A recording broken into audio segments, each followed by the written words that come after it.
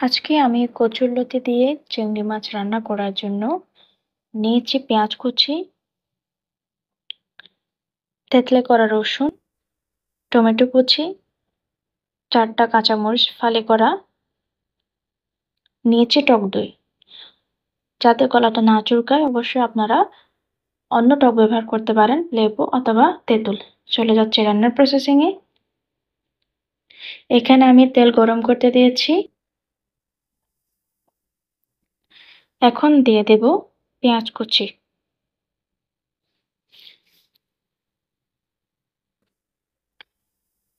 দিয়ে দেব রসুন, কাঁচামরিচ, একটু নেড়েচেড়ে নেব। এ পর্যায়ে দিয়ে দেব পরিমাণ মতো লবণ। একটু ব্রাউন কালার করে নিয়ে দিয়ে দেব মশলা। এখানে মরিচ, হলুদ, ধনিয়া আর জিরা গুঁড়া পানিতে মিক্স করে তারপরে দিয়েছি। এখন দেব টমেটো কুচি, দিয়ে দেব চিংড়ি মাছ, ভালো মতো কষিয়ে নেব।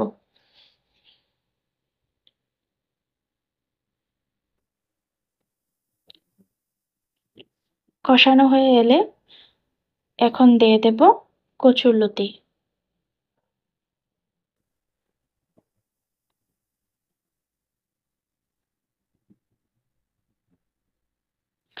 দিয়ে দিব টক দই।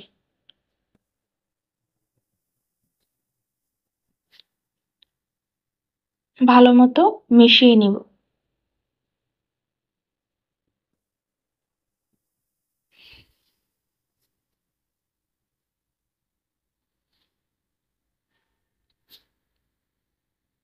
এখন আমি মশলার বাটিতে কিছু পানি নিয়ে সেই পানিটাই আমি দিয়ে দিব।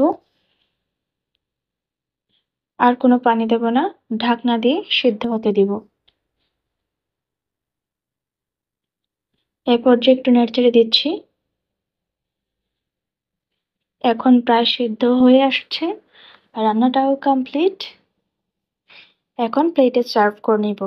আমার ভিডিওটি যদি ভালো লেগে থাকে তাহলে লাইক, শেয়ার, সাবস্ক্রাইব করে পাশে থাকা বেল আইকনটি ক্লিক করে নোটিফিকেশন অন করে রাখবেন।